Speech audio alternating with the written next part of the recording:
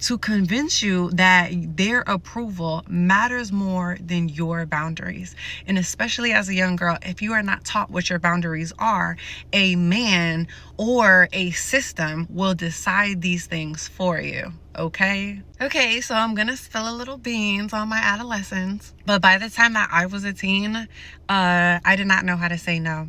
I was almost more inclined to feel as though if I did say no, I would be disappointing someone. Does that make sense to you guys? I knew how to shrink. Although I was bold, although I was alternative, when it came to navigating relationships where people, especially in high school, they're asserting cliques, they're asserting dominance, people are starting to categorize themselves. I knew how to shrink in the spaces where I needed to use my voice. How to tolerate attention that made me uncomfortable. How to freeze, fawn, or smile through things that they did not feel right, okay?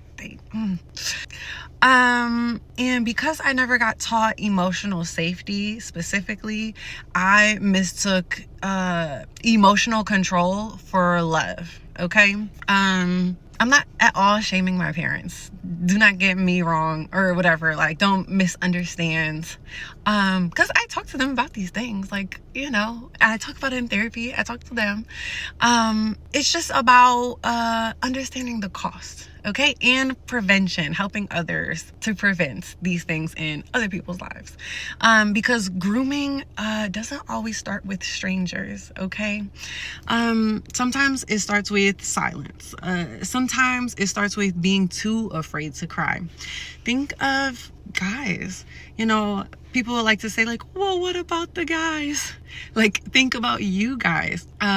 Masculinity is so strict in the world. Sometimes they try to tell you guys that you can't cry.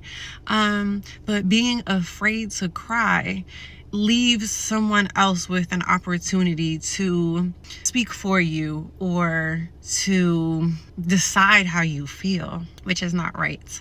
But we know, and now we get to break the pattern with our children and with ourselves, okay?